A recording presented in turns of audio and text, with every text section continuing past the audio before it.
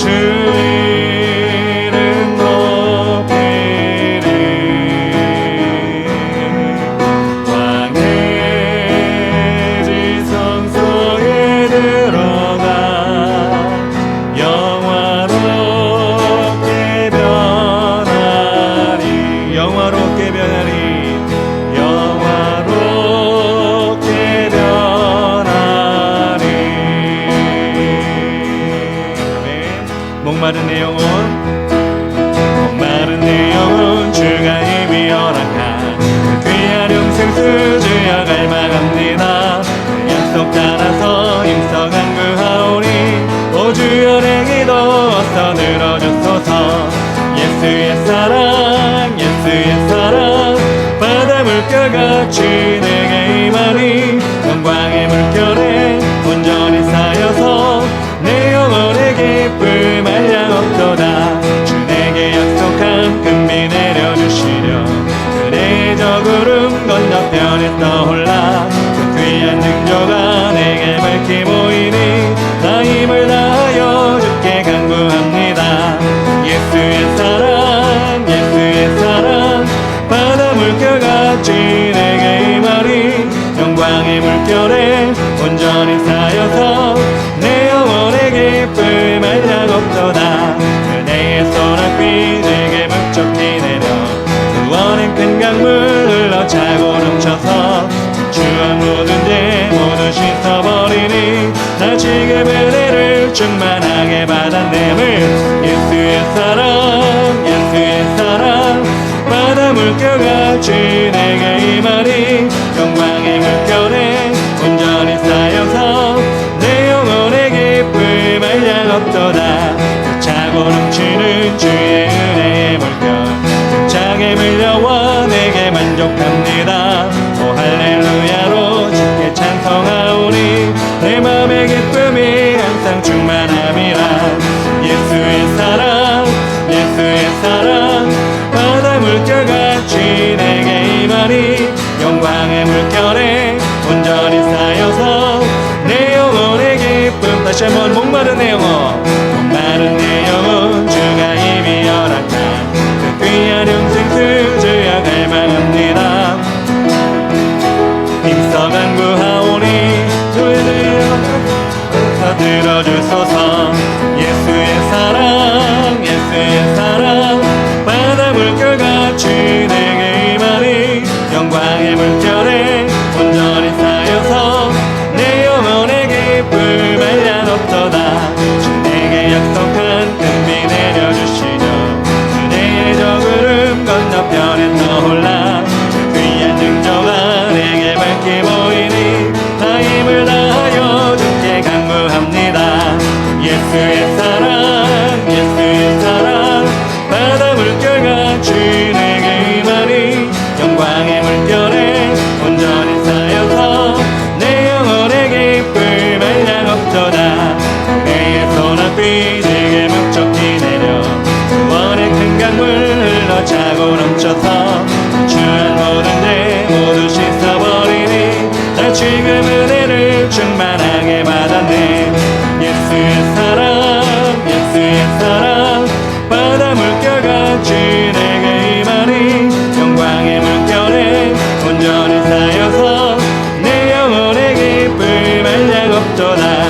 차고 넘치는 주의 은혜의 물결 차게 물려와 내게 만족합니다. 오 할렐루야로 주를 찬송하오니 내 맘의 기쁨이 항상 충만함이라. 예수의 사랑 예수의 사랑 바다 물결같이 내게 임하니 영광의 물결에 온전히 쌓여서 내 영혼의 기쁨. 예수의 사랑 예수의 사랑 예수의 사랑 바다 물결같이 내게 임하니 영광의 물결에 온전히 쌓여서 내 영혼의 기쁨 한량없도다. 아멘. 존귀하신 주 감사 찬양과 경배 다 받으실 주님.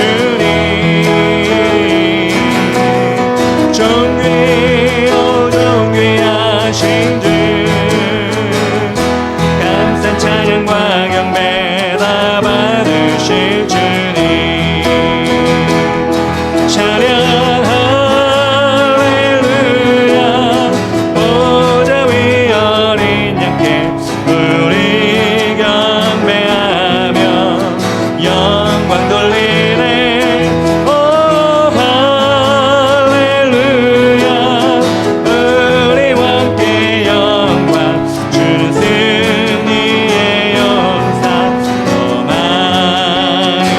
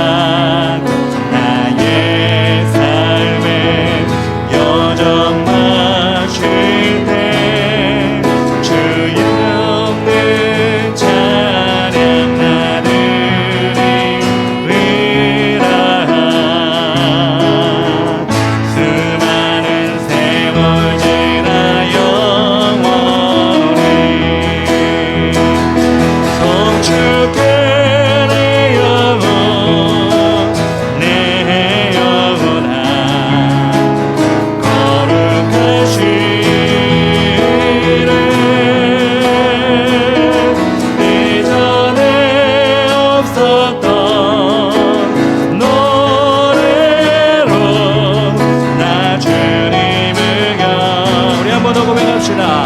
송축해 송축해 내 영혼 내 영혼아 거룩하신 이름 이전에 없었던 노래로 나 주님을 경배해 나 주님을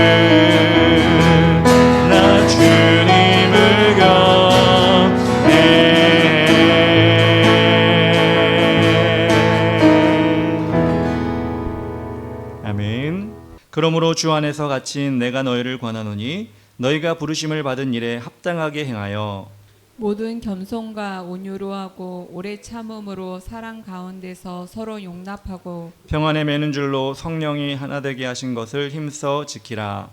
몸이 하나요 성령도 한 분이시니 이와 같이 너희가 부르심의 한 소망 안에서 부르심을 받았느니라. 주도 한 분이시요 믿음도 하나요 세례도 하나요 하나님도 한 분이시니 곧 만유의 아버지시라. 만유 위에 계시고 만유를 통일하시고 만유 가운데 계시도다. 아멘. 예, 자리에 앉으시면 감사하겠습니다. 오늘 에베소서 4장 1절부터 6절까지 말씀 하나로 통일될 우리라는 제목으로 우리 하나님 말씀을 전하도록 하겠습니다. 예, 제가 어린 시절에 기억나는 것이 계란을 팔고 살 때 지금은 계란판에 잘 이렇게 넣어가지고 팔죠. 그런데 제가 예전에 어린 시절의 기억에 이 계란이 30개짜리가 아니라 10개씩 넣어가지고 지프로 된 그 공간을 만들어서 10개를 한 줄로 이렇게 넣어서 팔았던 기억이 있습니다. 그리고 요즘도 그렇지만 조기나 영광굴비 이런 것을 팔 때도 지프로 이렇게 생선 허리를 묶어가지고 10마리면 10마리, 15마리면 15마리 이렇게 한 줄로 쭉 묶어서 엮어서 팔았던 그 모습을 보았습니다. 그리고 생선 가게 가면 어느 생선 가게든지 그렇게 허리를 묶어놓은 조기나 생선들을 쫙 걸어놓는 그런 모습이 항상 생선 가게 앞에 지나갈 때마다 봤던 모습입니다. 그렇게 계란이나 생선을 팔 때 그 한 줄에 묶여 있거나 또 담겨 있는 것들은 다 비슷한 크기, 비슷한 그 모양으로 그렇게 만들어져 있고 들어가 있습니다. 크기가 들쭉날쭉하거나 생선이 어느 건 크고 어느 건 작고 어느 건 피레미 같고 어느 거는 막 월척 같고 이런 경우가 없죠. 비슷한 크기로 이렇게 묶어놓고요. 계란도 마찬가지로 하얀색이면 하얀색, 누런색이면 누런색 한 줄로 엮을 때 그 색깔을 맞춰서 담아 놓습니다. 그렇게 모든 것이 통일대로 엮었을 때 그 팔리는 것이 보는 사람에 의해서 그것이 보기도 좋고 잘 팔리게 됩니다. 제가 사모와 함께 지난주에 신림 가나안교회 전교인 수련회를 선교 보고를 초대받아서 갔다 왔습니다. 가자마자 저희가 한 30분 정도 일찍 도착을 했습니다. 가자마자 저희를 맞이해 주시는 장로님이 계시더라고요. 장로님이 저희를 목양실로 안내해 주셨습니다. 목양실에 들어가니까 전교인 수련회를 위한 티셔츠를 교회에서 맞췄는데요. 그 티셔츠와 저희 이름표, 저와 사모의 이름표까지도 준비되어 있었습니다. 저희 성도들까지 갔으면 좀 낭패를 볼 뻔했네요. 하여튼간 저와 사모의 그 이름표까지 또 옷까지도 사이즈에 맞게 이렇게 준비되어 있었습니다. 저는 그래도 그 교회 처음 가서 또 이렇게 말씀을 전하거나 선교 보고를 하는 거기 때문에 자켓을 입고 넥타이까지 딱 메고 갔는데 아니라는 거예요. 그 옷을 입어야 된다는 겁니다. 그리고 이름표를 꼭 걸어야 된다는 겁니다. 그렇게 똑같이 이름표를 달고 똑같이 옷을 입고 그 수련회에 참여를 해야 한다는 것이었습니다. 그래서 입고 나갔습니다. 그리고 이름표를 달고 나갔습니다. 나가니까 그 교회에 있는 성도 한 80여 명이 저희와 똑같은 옷을 입고 똑같은 형식의 이름표를 달고 예배도 드리고 찬양도 하고 공동체 훈련도 하고 식당에서 식사도 먹고 이렇게 온전히 하나된 모습으로 움직이는 것을 보았습니다. 제가 처음에 말씀드린 것처럼 마치 계란이나 생선이 균일하게 이렇게 한 줄로 엮여 있듯이 하나된 모습이었습니다. 그 티셔츠를 안 가져왔어요. 왜 안 가져왔냐? 티셔츠가 여기 남색으로 되어 있었는데 반팔 티셔츠였는데요. 주, 마, 품하 이렇게 써 있더라고요. 이게 뭐냐면 주님의 마음을 품게 하소서를 줄임말 주마 품하였습니다. 그 목사님이나 사모님이 설명하시는 게 이 티셔츠를 어른들께 시골이니까 농촌이니까 어른들 많이 있잖아요. 나눠드리면 그분들이 잠옷으로 많이 입으신대요.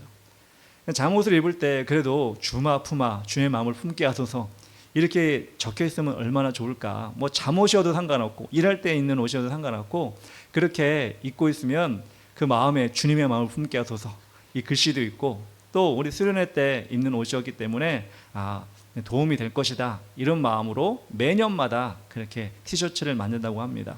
그래서 저희는 처갓집에 저 것과 제 것과 사모 것을 놓고 왔습니다. 다른 형제들이 오면 또 일할 때 입으라고 내려놓고 왔는데요. 이처럼 하나님은 성도들이 하나님의 자녀들이 하나가 되는 것을 너무나 기뻐하십니다. 그렇게 원하십니다. 3절에 이렇게 나옵니다. 평안에 매는 줄로 성령이 하나 되게 하신 것을 힘써 지키라. 세상의 그 어떤 기준이나 방법으로 하나가 되는 것이 아니라 성령님이 중심이 되어서 하나가 되는 것을 귀하게 여기십니다.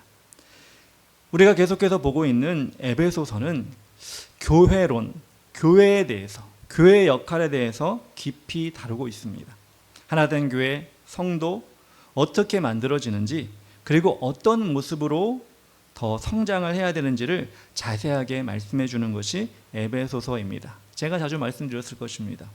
계속 교회로 부름을 받은 우리는 이 말씀을 통하여 우리의 부족함을 발견하고 우리의 교회를 더욱 아름다운 교회로 만들어가는 것을 이 말씀을 통해 힘써야 하는 것입니다. 오늘 첫 번째 그래서 제목이 무엇이냐? 하나됨을 위한 5가지 기초석입니다. 하나됨을 위한 5가지 기초석. 성경에서는 교회 안에서 우리가 가져야 할 기본적인 조건을 오늘 말씀해 주고 있습니다. 1절 2절에 이렇게 나옵니다. 그러므로 주 안에서 갇힌 내가 너희를 권하노니 너희가 부르심을 받은 일에 합당하게 행하여 모든 겸손과 온유로 하고 오래 참음으로 사랑 가운데서 서로 용납하고 라고 나옵니다. 첫 번째 5가지 기초석 중에 첫 번째가 무엇이죠? 겸손입니다. 겸손은 가장 처음 범죄를 저질렀던 아담과 하와, 특히 아담이 가진 교만에 반대되는 개념이 바로 겸손입니다. 아담과 하와가 왜 선악과를 따먹었을까요? 하나님같이 될 수 있다라는 사탄의 꾀임에 빠져서 그것을 따먹은 것입니다. 하나님같이 되려고 하는 것이 어떤 마음이죠? 교만한 마음이죠. 그 교만한 마음을 가졌을 때 그들은 에덴 동산에서 쫓겨날 수밖에 없었습니다. 교회라는 하나님의 땅에서 우리 성도가 교만이 아닌 겸손의 마음을 가질 때 우리는 교회 안에서 우리 자리를 지킬 수 있게 되는 것입니다. 교회에 있는 모든 성도는 죄인입니다. 누가 하나 흠이 없고 완전한 사람이 없습니다. 그래서 누가 누구보다 낫고 누가 누구보다 잘났다 절대 있을 수 없는 일입니다.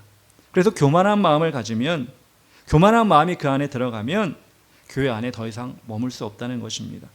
말과 행동 그리고 마음, 심령까지도 겸손함을 가질 때 우리는 정말로 교회 안에서 아름다운 모습으로 살아갈 수가 있게 되는 것입니다. 그래서 우리는 교회에 머무는 동안 우리가 정말 겸손한지, 저 사람 보고 나는 좀 괜찮은 사람이야, 저 사람보다 나는 더 믿음이 있는 사람이야, 이렇게 우리가 판단하고 겸손의 덕목을 잊어버리면 우리는 이 교회 안에 머물 수가 없는 것입니다. 많은 작은 교회를 섬기는 성도들 중에 좀 세상 말로 출세, 돈을 벌고 높은 자리에 올라가면 큰 교회로 옮기는 분이 간혹 있어요. 많지는 않습니다. 간혹 있습니다. 근데 여러분, 그런 마음속에 물론 그분들이 여러 가지 환경과 상황 속에 옮길 수 있겠지만 그 마음속에 혹시라도 내가 이런 작은 교회에 더 이상 머물 사람이 아니지, 내가 그렇게 높은 자리에 올라갔는데, 내가 그렇게 돈이 많은데 이렇게 가난한 교회에 있을 사람이 아니지 라고 하면서 큰 교회로 옮겼다면 그것만큼 큰 실수가 없습니다. 왜냐하면 그 마음에 교만이 들어왔기 때문입니다. 두 번째로 어떤 덕목이 있느냐? 온유입니다. 온유는 자기 권리를 주장하지 않고 다른 사람을 배려하는 것이 온유입니다. 요즘 같은 시대에 내 것을 내 것이라고 주장하는 게 당연한 것이죠. 아니 남의 것도 내 것이라고 해서 뺏는 사람들도 있습니다. 근데 내 것을 주장하지 않고 배려하는 것, 그러면 어떻게 되죠? 아무것도 못 얻죠. 그리고 서양 사람들은 그런 사람들을 뭐라고 그러죠? 야 바보야, 네 거 네가 챙겨야지, 네 걸 네가 챙겨서 네가 더 크게 많이 먹어야지, 이렇게 얘기하죠. 자기 것을 어떻게든지 챙겨야 손해를 보지 않는 이 세상 속에서 예수님은 이 온유함, 자기 권리를 주장하지 않는 온유함, 그것을 가진 사람에게 약속을 주셨습니다. 어떤 약속이었느냐? 마태복음 5장 5절 말씀입니다. 온유한 자는 복이 있나니 그들이 땅을 기업으로 받을 것이며. 예, 세상적으로는 손해를 보는 것 같아도 하나님께서 그들을 위해 천국의 땅을 예비해 주신다는 것입니다. 그래서 오히려 온유한 자가 세상적으로는 미련해, 바보야, 왜 저렇게 살아? 이렇게 할지 모르겠지만 온유한 자가 오히려 더 현명한 자라는 것을 우리는 말씀을 통해 우리 하나님께 주신 교회 안에서 그것을 체험할 수 있게 되는 것입니다. 세 번째는 무엇일까요? 오래 참음입니다. 오래 참음. 다른 사람의 약점을 포용하는 것이며 다른 사람의 잘못에 대해 분노하고 보복하지 않고 참아내는 것입니다.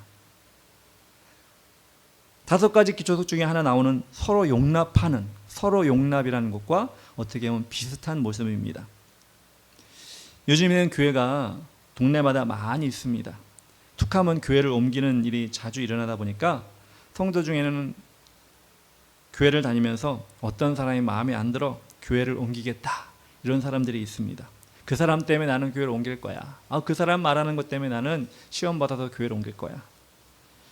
갑자기 교회에서 멀리 이사를 가가지고 정말 힘들게 교회를 가야 되는 상황이 아니라면, 아니면 또 교회의 비전과 자신에게 주신 부르심의 헌신이 좀 방향이 달라서 그런 교회로 옮기는 것이 아니라면, 그런 교회는 다른 사역지를 찾을 수 있겠지만 성도 간의 문제로 저 사람 때문에 나는 교회를 안 가, 저 사람이 저런 태도 때문에 교회를 안 가, 이렇게 하는 것은 우리가 오래 참음, 서로 용납함, 이런 것을 잘 알지 못하기 때문에 그런 모습을 보이는 것입니다. 교회를 옮긴다고 그 사람이 가지고 있는 문제가 해결이 될까요? 자신이 싫어했던 그 성도들의 모습이 그 교회 가면 없을까요? 아니요. 또 그런 모습을 보게 됩니다. 제가 예전에 CCC에서 신앙생활을 할 때 같이 함께 기도 순장을 했던 한 형제, 제가 자주 얘기했는데 그 형제는 제가 티격태격을 많이 했어요. 다른 게 아니에요. 그 형제 말하는 스타일이 싫은 거예요.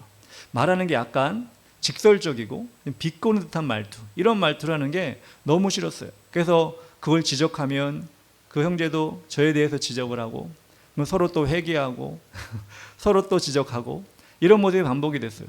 근데 중요한 건 무엇이냐? 그런 형제가, 그런 모습을, 그런 말투를 하는 사람이 어디에나 있다는 거예요. 신기하게 제가 그 당시에 다니던 그 교회 담임 목사님이 설교를 듣다 보면 그 형제의 그 말투가 나오는 거예요. 신기하죠. 그 형제와 그 목사님은 전혀 관계가 없는데 그 목사님의 말투에서 약간 그렇게 비하하고 비꼬고 이런 말투를 하실 때가 있더라고요. 그렇구나. 물론 제가 그 당시에 그렇게 신앙이 좋아서 내가 바뀌어야지, 내가 새로워져야지, 이런 마음은 품지 못했습니다. 그렇지만 시간이 지나고 나니까 내가 싫어하던 어떤 사람의 그 모습, 하다못해 그 사람은 왜 옷을 그렇게 입고 와? 그 사람은 왜 그렇게 찬양할 때 손을 들어? 왜 이런 각도로 들어? 왜 눈물을 흘려?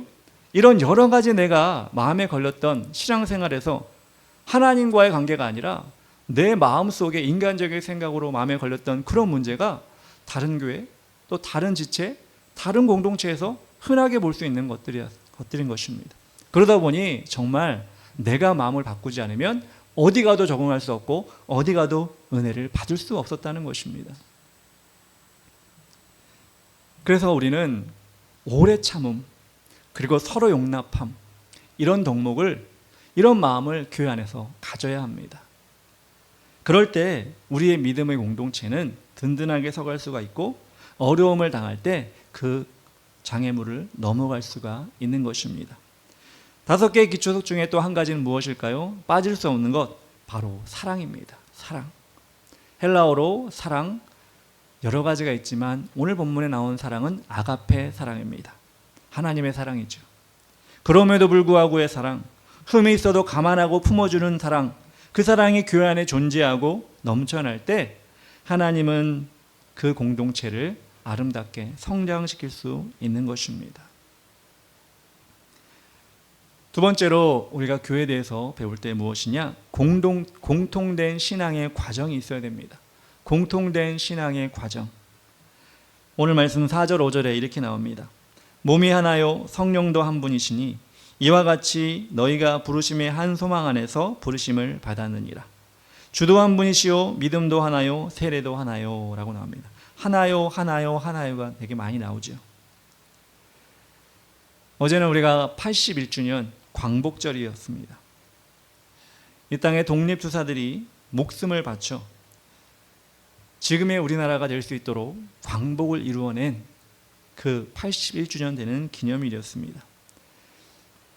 우리는 그 순국 선현들과 독립유공자들에게 얼마나 감사해야 될지 모르고 그들의 하나된 마음이 있었기 때문에 물론 역사적으로 여러 가지 지정학적인 환경 가운데 우리 힘으로 온전히 광복을 이루지 못했지만 우리나라를 위해 이 땅 가운데 또 해외에서 많은 정말 믿음의 사람들이 하나님의 사람들이 광복을 위해 힘썼기 때문에 그런 결과가 이루어진 것이라고 우리는 믿습니다. 그런 가운데 대표적인 독립운동가였던 김구 선생이 나의 소원이라는 글에서 이렇게 얘기했습니다. 내 소원은 대한 독립이요. 그 다음 소원이 무엇이냐 하면 나는 또 우리나라의 독립이요. 할 것이요. 나의 소원은 우리나라 대한의 완전한 자주 독립이요. 이렇게 그 글에서 썼습니다. 그의 머릿속에는 오직 한 가지밖에 없었습니다. 우리나라의 독립, 자주 독립 그 하나밖에 없었습니다. 그렇다면 우리는 한 교회를 다니고 있는 성도들의 소망은 무엇입니까? 이 성도의 소망은 다르고 저 성도의 소망은 다르고 또 새롭게 온 새신자의 소망은 다르고 이게 아니라 한 가지 소망입니다. 한 가지 소망인데 그것이 무엇이냐? 예수님의 보혈로 우리가 얻은 구원, 그 구원의 감격을 놓치지 아니하고 영원한 천국으로 인도하실 하나님의 그 사랑과 은혜를 체험하며 천국에 이르는 것, 그것이 우리의 한 가지 소망입니다. 돈 많이 버는 것, 자녀가 잘 되는 것, 또한 여러 가지 세상 속에서 성공하는 것, 그것들도 우리에게 목표, 때로는 우리 삶 가운데 작은 여러분의 또한 이루고자 하는 목표가 될 수 있겠지만 그것이 우리의 한 가지 소망에 들어가지 않습니다. 그렇기 때문에 가난하게 살아도 높은 자리에 올라가지 못해도 어떤 사람은 정말 힘들게 병을 얻어서 그렇게 산다 할지라도 그 모든 사람들의 소망은 딱 한 가지입니다. 제가 말씀드린 것처럼 예수 그리스도의 보혈로 십자가의 공로로 얻게 된 그 구원 놓치지 않고 영원한 천국에 들어가는 그 소망, 그 한 가지 소망을 가지고 우리는 신앙생활, 한 교회에서 신앙생활을 하게 되는 것입니다. 다른 소망은 끼어들 자리가 없습니다. 그 소망은 우리를 일으켜줍니다. 우리에게 힘을 줍니다. 그래서 시편 기자는 여러 번 이렇게 말씀에서 기록하고 있습니다. 시편 42편 11절 이렇게 나옵니다. 내 영혼아 내가 어찌하여 낙심하며 어찌하여 내 속에서 불안해하는가? 너는 하나님께 소망을 두라. 나는 그가 나타나 도우심으로 말미암아 내 하나님을 여전히 찬송하리로다. 여전히 하나님께서 우리에게 주신 소망을 찬양하겠습니다. 이것이 우리 함께 신앙생활하는 우리 주의 길을 가는 교회 모든 성도들의 소망이 되었으면 좋겠습니다. 공통된 것 또 하나 무엇이 있을까요? 믿음입니다. 믿음을 빼놓을 수가 없죠. 히브리서 11장을 우리는 믿음장이라고 부릅니다. 11장을 처음부터까지 쭉 읽어보면 믿음으로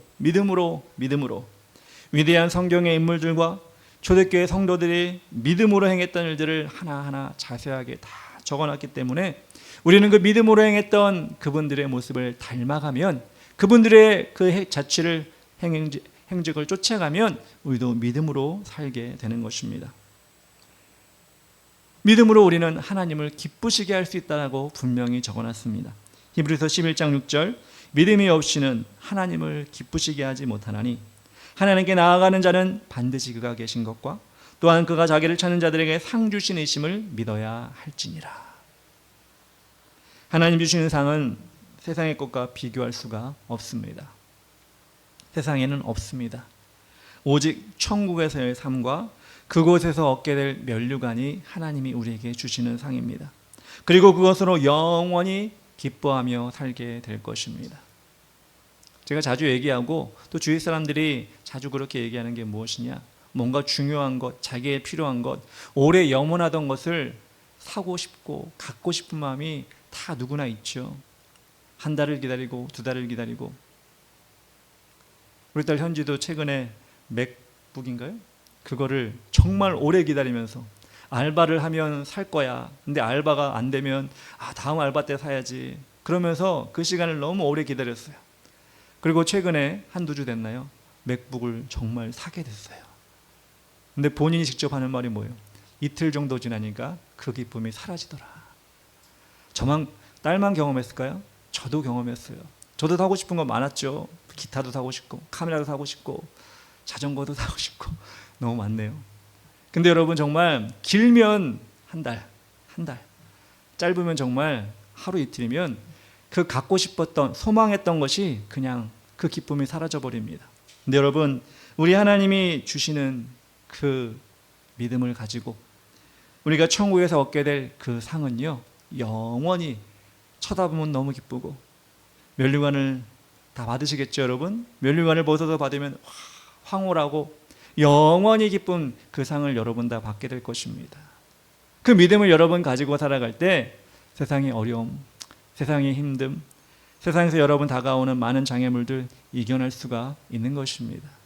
찬양 가사에도 있는 것처럼 나 주의 믿음 갖고 홀로 걸어도 폭풍 구름 몰아치고 하늘 덮어도 나 주의 믿음 갖고 실망치 않네. 이 가사처럼 폭풍 구름, 삶의 어려움 그렇게 다가와도 나 주의 믿음 갖고 우리는 그 모든 것을 이겨낼 수 있다는 것입니다.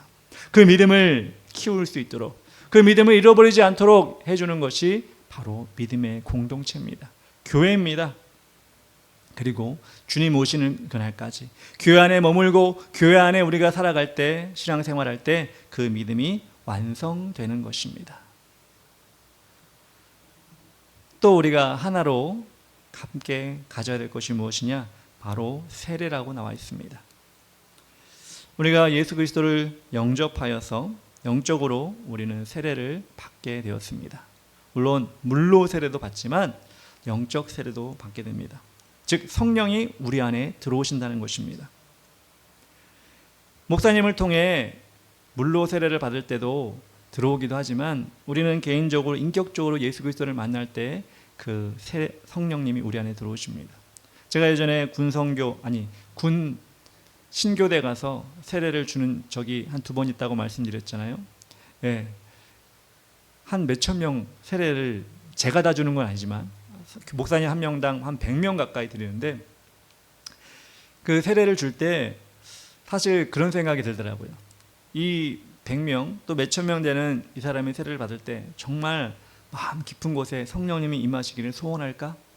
그런 마음으로 세례를 받을까? 제가 찾아보니까 제가 한 100여 명, 100명 가까이 드리는 세례를 집례를 하면서 100명 중에 한두 명 될까 말까. 무슨 얘기냐? 이 육체적으로 물을 끼얹는 이 행위를 통해 아무것도 아닐 수 있잖아요. 그냥 이 몇 초간, 몇 분간 머리에 물 뿌리면 시간이 지나가겠지. 이렇게 넘기는 사람이 있는 반면에 이 시간에 이 물이 아니라 성령님으로 인해 세례를 받기 원합니다 라고 소원하는 사람이 한 100여 명이면 한두 명 정도 될까 말까. 제 눈으로 보기에 그랬다는 겁니다. 그런데 물로 세례를 받거나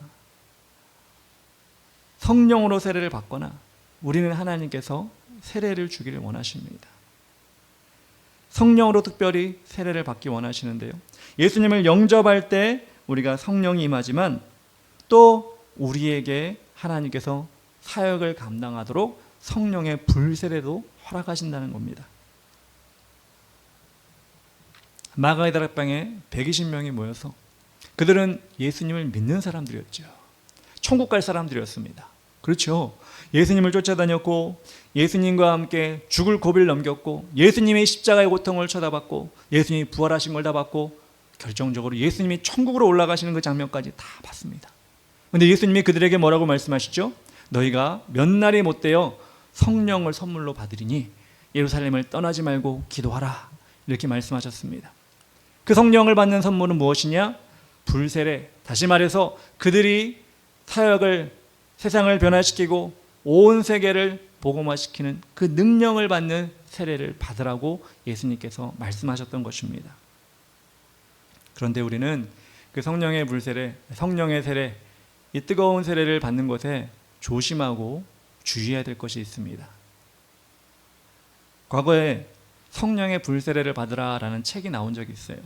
인천에 있는 어떤 교회에서 하나님의 능력의 세례가 임했는데, 그 세례가 임하니까 거기 있는 교인들이, 무당들도 와서 그 세례를 받아서, 성령의 불세례를 받아서 자신의 과거에 돌아가셨던 아버지를, 지옥에 있는 아버지를 보고, 예수를 믿던 천국에 있던 누구 친척을 보고, 막 이런 내용들이 그 책에 기록이 되어 있었어요.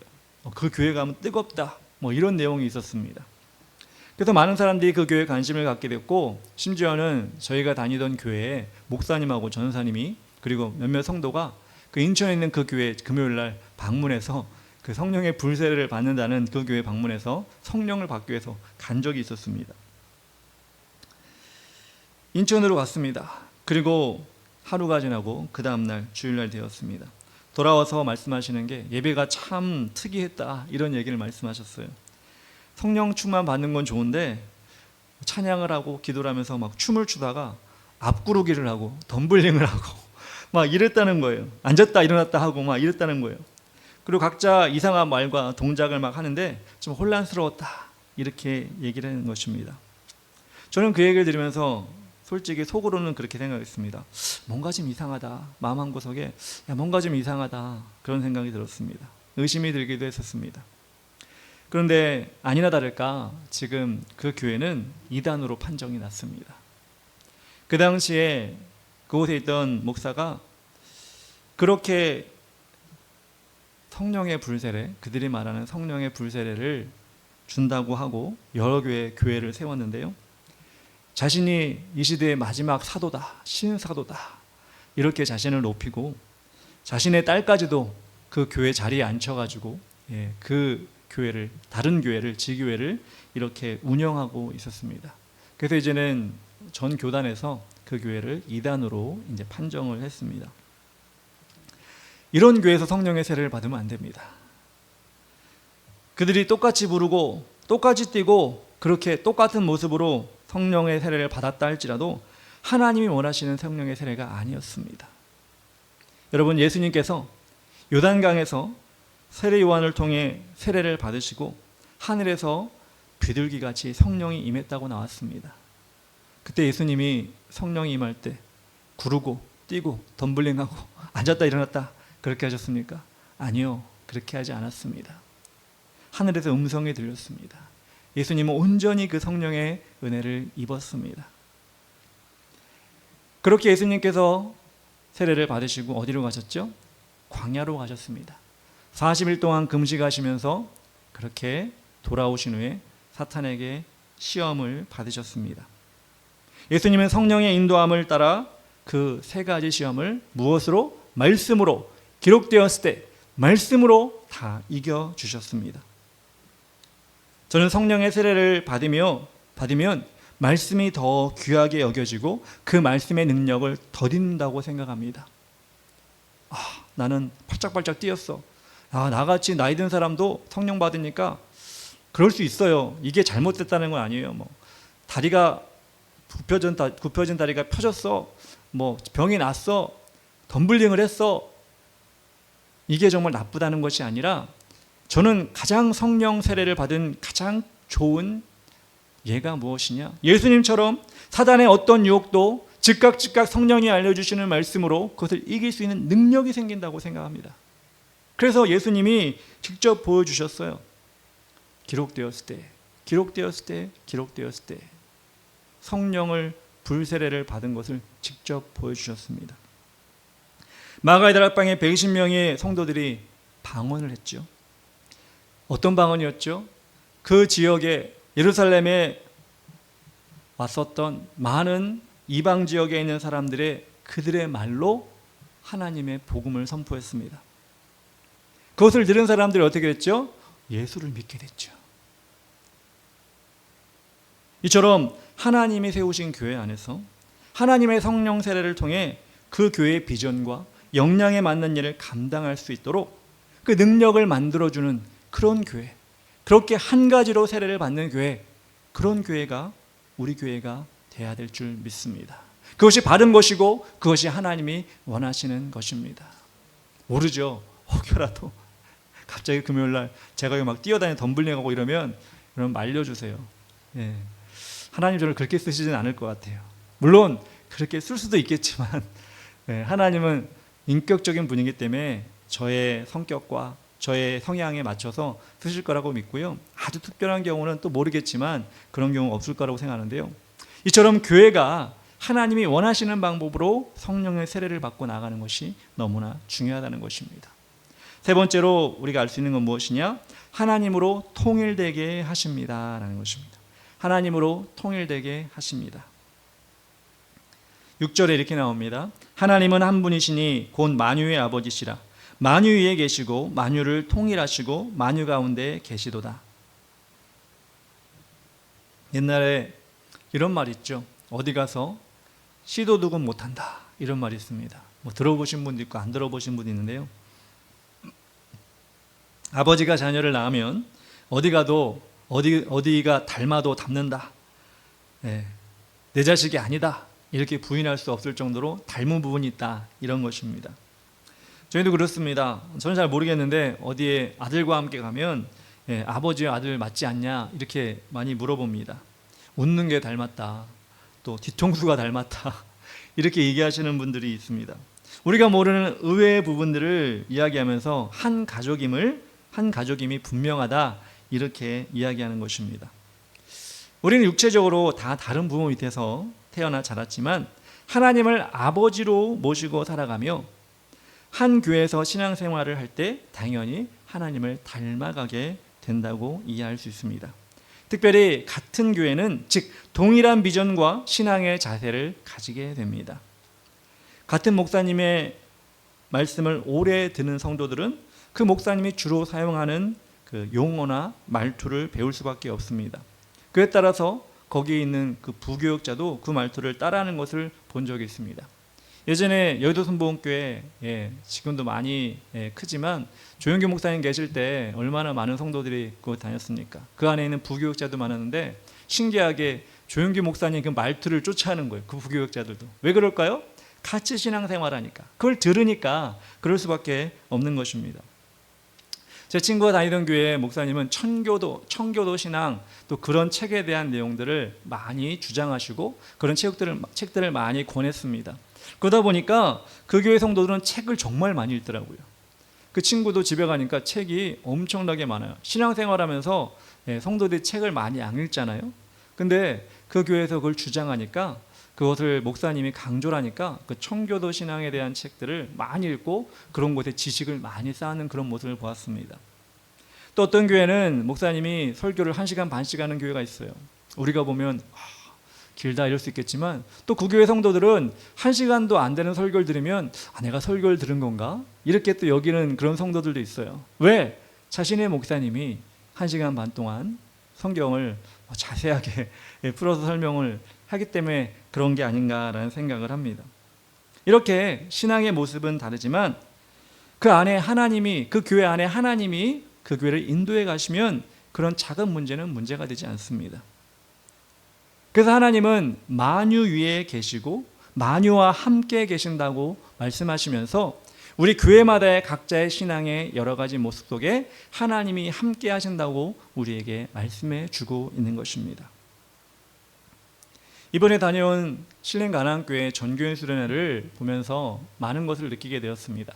끝난 후에 그 수련회를 촬영하고 준비하고 이런 과정, 또 제가 또 말씀을 전했던 그런 과정들을 영상을 만들어서 저에게 보내주셨어요. 근데 그 과정을 보니까 여러 가지로 준비를 참 많이 했더라고요. 준비할 때부터 뭐 장로님이나 안수집사님이나 그곳의 청년들이 함께 회의를 하고 뭐 옷은 어떻게 할지, 이름표는 어떻게 할지, 식사는 어떻게 할지, 또 식사 준비는 몇 시부터 몇 시에 할지, 또 누가 담당할지, 이런 것들을 다 회의를 해가지고 그런 것들을 준비를 했더라고요. 근데 여러분, 이게 그 성도 한 사람 한 사람의 능력 때문에 그럴까요? 아니죠. 어떻게 보면 목사님을 통해 그 모든 것들, 리더십들이 흘러가서 그런 준비하는 가운데 그 목사님을 참 보면 어떻게 보면 참 조용하시지만 되게 현명하시고 지혜롭다는 생각이 많이 들거든요. 그러니까 차근차근 저에게 매주마다 주보도 보내주시는데 한 번도 빠지지 않고 보내주시는데요. 그런 세심함, 이런 것들이 느껴지는데, 그렇게 성도들이 하는 것도 정말 그런 자세함과 세심함이 있더라고요. 저희도 예전에 20여 년 가까이 교회를 섬겼잖아요. 근데 제가 생각하기에도 내가 그 교회에서 했던 그런 행사나 이런 것들이 참 주먹구구였구나. 그 교회 행사를 보고 오니까 우리도 저렇게 철저하게 준비된 모습으로, 특별히 성도들이 인도하고 이끌어가는 그런 모습으로 했어야 되는데, 이런 반성이 들더라고요. 그게 좀 전에도 말씀드린 것처럼 목사님의 그런 인도함, 하나님께서 주신 지혜를 가지고 그것이 흘러갔기 때문에 그런 아름다운 어떻게 보면 행사가 되지 않았나. 시골교회도 농촌교회임에도 불구하고 참 어떻게 보면 본받을 것이 많다라는 생각을 제가 많이 하고 왔습니다. 생각만 하고 끝나면 안 되겠죠. 우리도 그렇게 체질을 바꿔놔야 될 겁니다. 우리가 지금 에베소서를 배우고 있는데요, 공부하고 있는데, 설교를 하고 있는데요, 에베소서를 다 배우고 우리가 무엇을 할 수 있을지, 다음 주에 우리가 은사에 대해서 얘기할 텐데요, 우리 각자가 그 은사를 어떻게 활용해서 하나님께서 어떻게 우리를 쓰시길 원할지 우리 스스로가 누가 시켜서가 아니라 그것을 만들어가는 그런 훈련을 해야 될 것입니다. 사람이 적다고 안 된다요? 안 되나요? 사람이 없으니까 포기해야 되나요? 아니요, 그렇지 않죠. 우리에게도 하나님이 그런 능력을 주십니다. 어떻게 하면? 소원하면, 우리가 원하면 하나님께서 이 작은 교회를 사용해서 하나님의 큰 역사를 이루어 가시는 것입니다. 마음이 없어서 하나님이 주시지 않지, 사람이 없어서 하나님이 그 일을 못하시는 게 아닙니다. 젊어도 나이가 많아도 하나님께서 소망을 품고 저에게도 그 일을 감당할 수 있도록 도와주시옵소서. 이렇게 여러분들이 소원하고 또 저도 기도하면서 그 일을 같이 함께 만들어 나가면 누가 와도 그 일에, 어떤 일에 하나님께 주시는 믿음을 키워나가는 일에 우리 한 사람 한 사람 역할을 하고 또 새로운 사람이 그 역할을 같이 맡아서 할 수 있게 되는 것입니다. 이것은 어떤 일적인 부분이 아니라 우리가 교회라는 곳을 하나님이 세워주신 그 역할, 믿음의 공동체를 이루어 나가고 발전시켜 나가는 하나님이 원하시는 그 아름다운 사역이 되는 것입니다. 그래서 우리 에베소서가 끝나고 이제 좀 선선해지기 시작하면 어떻게, 무엇을 배우고 실천하고 우리가 활용하고 우리가 쓰임을 받고 나갈지를 우리가 계속해서 서로 연구하고 그 일을 만들어 나갔으면 좋겠습니다. 저도 지혜가 부족합니다. 저도 어떻게 해야 될지 막막하기도 합니다. 그렇지만 여러분, 그렇지 않으면 우리는 몇 날 며칠 그냥 똑같이, 물론 예배 드리는 것이 파격적으로 바뀌지는 않겠지만 우리 하나님 원하시는 그런 부분을 나가는 그런 모습 우리가 만들어야 되지 않겠습니까? 그것을 위해 우리가 한 사람 한 사람 정말 빼지 않고 하나님이 나를 사용하신다, 하나님 우리를 이끌어 가신다, 그렇게 우리를 하나님께 내어드리는 그런 모습을 가졌으면 좋겠습니다. 특히 이 마지막 때에 우리 하나님께서 이 자리에, 이 지역에 우리를 세워주신 이유를 분명히 발견하고, 하나님 이왕 세워주셨으니 부흥 허락하여 주시옵소서. 부흥은 어떻게? 뜬구름 잡듯이 주여 외치는 게 아니라 한 사람 한 사람, 우리 한 사람 한 사람 역할을 다하고 하나님 주시는 훈련을 다 받고 나아갈 때 가능한 것이니 우리를 훈련하여 주시옵소서. 이렇게 여러분들, 우리가 다시 마음 먹고 우리 교회를, 여러분 자신을 하나님께 쓰시도록 우리 마음을 모았으면 좋겠습니다. 우리 시간 다 같이 찬양하고 기도하기 원하는데요, 주 안에 우리 하나 다 같이 찬양하겠습니다.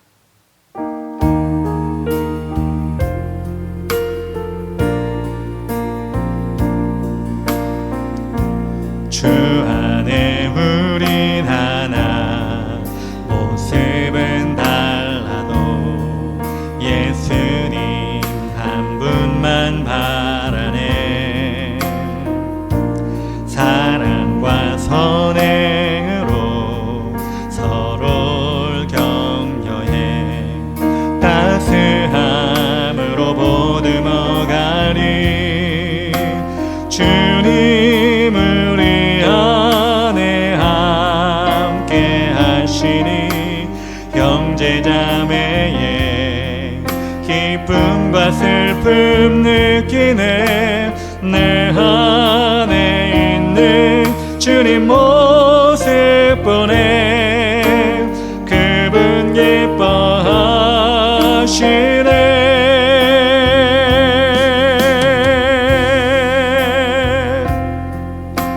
주님 우리를 통해 계획하시는 부족한 입술로 찬양하게 하시는 주님 우리를 통해 계획하시는 너를 통해 하실 일 기대. 주님 우리를 통해 주님 우리를 통해 계획하시는 부족한 입술로 찬양하게 하시는 주님 우리를 통해 계획하시는 너를 통해 하실 일 기대. 한 번 더 우리 고백합시다. 주님 나를 통해 주님 나를 통해 계획하시는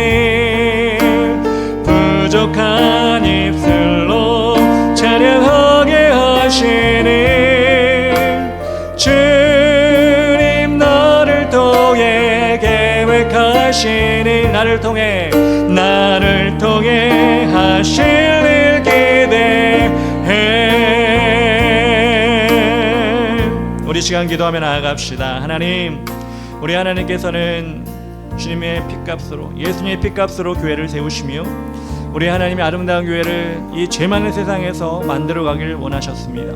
큰 교회든 작은 교회든 그래서 하나님은 그에 맞는 성도들을 그 교회에 보내주셔서 하나님의 일을 감당케 하시고 성령 세례를 받음을 통하여 역동적으로 주님의 일을 감당하도록 만들어 주실 것입니다. 우리 주에게를 가는 교회도 하나님께 쓰시는 교회가 되기 원합니다. 날마다 새로워지는 교회가 되기 원합니다.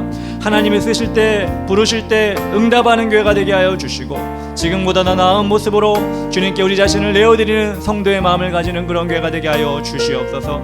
아버지, 마지막 때 하나님, 그저 그렇게 우리가 현상 유지하는 교회가 아니라 하나님 앞에 정말로 쓰임받기 위해 달려가는 교회 될 수 있도록 인도하여 주시옵소서. 이 시간 나가 주의를 부르며 나같이 기도하며 나가겠습니다.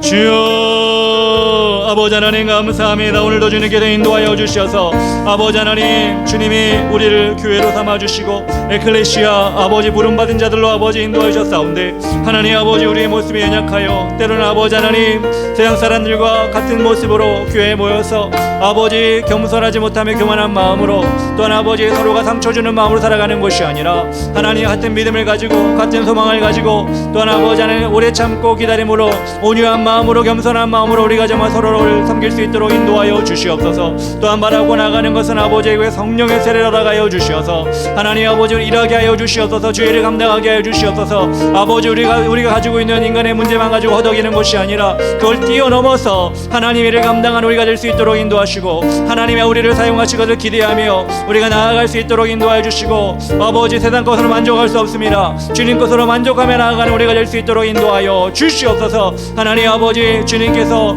아버지 우리와 함께 하시고 통일되게 하신다고 하셨사오니 우리 주의 길을 가는 교회가 통일되어서 한마음이 되어서 주의를 감당할 수 있도록 주님께서 우리를 사용하여 주시고 인도하여 주시옵소서. 감사합니다. 도와주시옵소서.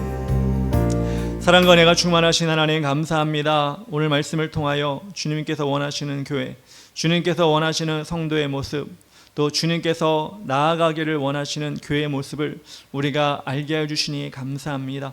하나님, 우리가 정말 작지만 큰 교회 되게 하셔서 작지만 강한 교회 되게 해 주셔서 머물러 있는 교회가 아니라 성큼성큼 앞으로 나가며 하나님께 아름다운 교회를 올려드리는 우리의 모습이 될 수 있도록 도와주시옵소서. 그렇게 우리를 사용해 주시고 두려워 떨지 아니하게 하시고 진취적으로 도전하는 우리 교회가 될 수 있도록 도와주시옵소서.